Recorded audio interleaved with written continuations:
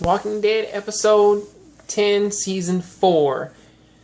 Just like last episode, this one does a lot more with the aftermath of everything that's happened with the prison, except for this time we kind of see how it's affected other characters, or at least like all of our main characters from last time. So, we see a little bit of everyone's perspective in this one, going from the four groups who did kind of survive, and our first group starts off with Beth and Daryl, and seriously, you do get kind of a large kind of thing from her character, because up until now we didn't necessarily know that really she's had, or at least like we kind of knew that everyone's had problems, but we didn't know how it had affected her to this point, to pretty much she actually saw that place as a home, and just simple things of her having her own room was something to which kind of made everything feel normal for her. And it's a drastic change to kind of see how things are kind of going now, which that she is anxious to kind of find everybody again. Whereas Daryl seems a little bit more hurt by it, even though he does kind of still fulfill his role of trying to protect her and still trying to like keep her safe and everything, while also trying to help her find everybody. He still has his doubts, and he isn't as hopeful as she is. That is the first group, and they pretty much kind of do what Michonne does in the previous episode, which is they try and find everybody. Then from that we see Tyree, Lizzie, Mika, and Judith.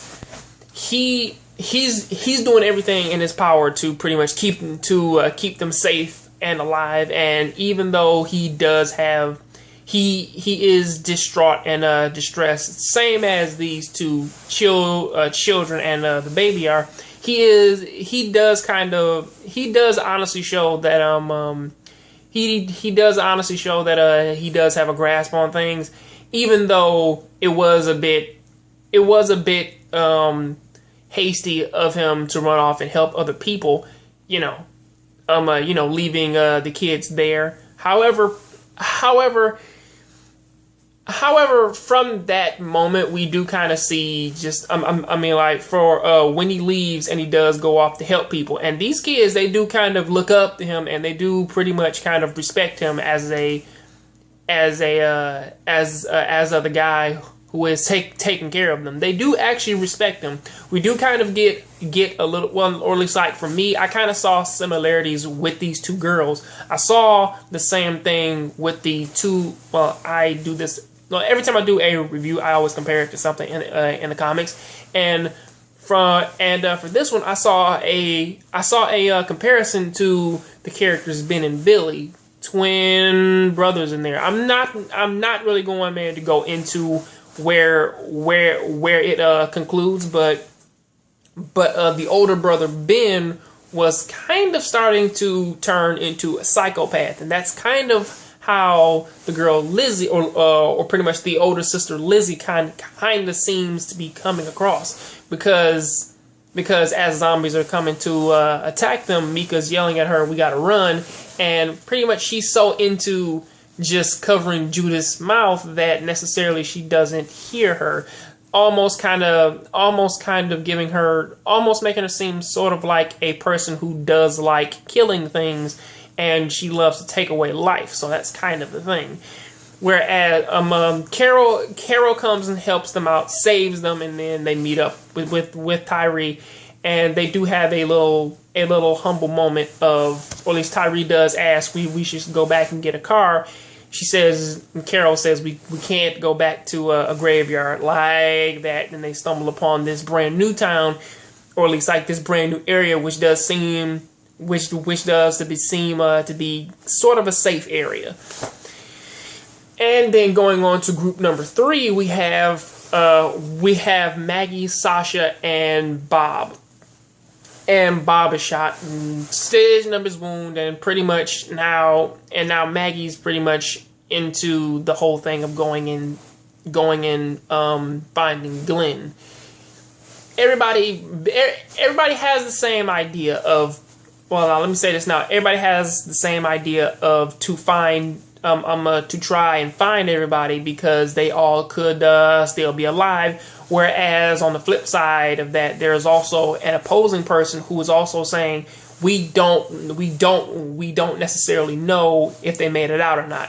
And that's kind of like an average thing, which does go back and forth with each group of somebody having some sort of blind faith to pretty much say, yeah, man, we all want to rescue our friends, but like on the flip side of that, there's also somebody who's pretty much bringing up like the biggest obvious thing here. We don't necessarily know.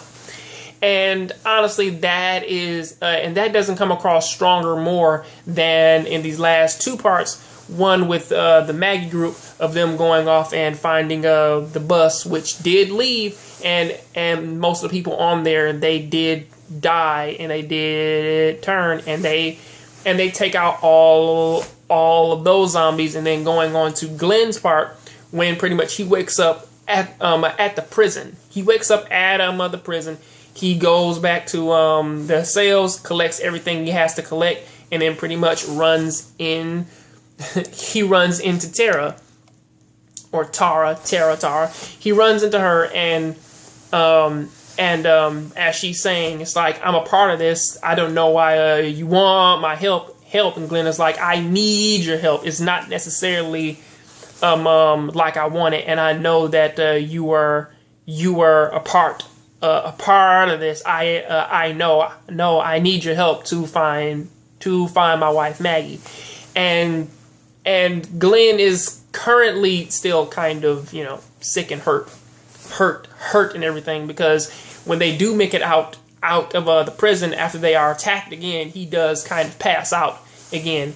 And Tara, she does save his life, and pretty much we run into three brand new characters in this series. We run into Abraham. We run into, or at least they say their names in the trailer. It's Abraham, Eugene, and Rosita. We will get a full grasp upon all of their characters in the next episode, because for this one, the most that we kind of saw about them is just that they kind of seem like scavengers. That's kind of how it seems. People who do rob other people when they kind of like need their supplies to make it in this world. So that's kind of the kind of people they must seem like. But necessarily, I don't really know. All I know is just the fact that everybody's trying to find everybody, or pretty much that's kind of their main goal, is to possibly find them or find some sort of trace of each other and meet up again, just so that they can possibly figure out their very next step. I will be honest though, Bob and Sasha is very different from her boyfriend in the comics, who pretty much had the opposite ideals of Bob, who pretty much said that there is no hope in the world, whereas Bob in this version is actually giving her hope. So hey, that is a plus for him, and that is something that I do like about this drastic change. So yeah, what do you guys think about this episode? Please tell me down there in the comments section. Walking Dead, still really, really good, and it's still keeping people on their toes. So yeah, until then, I'll see you guys on the next John Graves show. Please watch The Walking Dead next Sunday. Keep it on up, and hey, keep watching anime and keep playing video games. I'm out.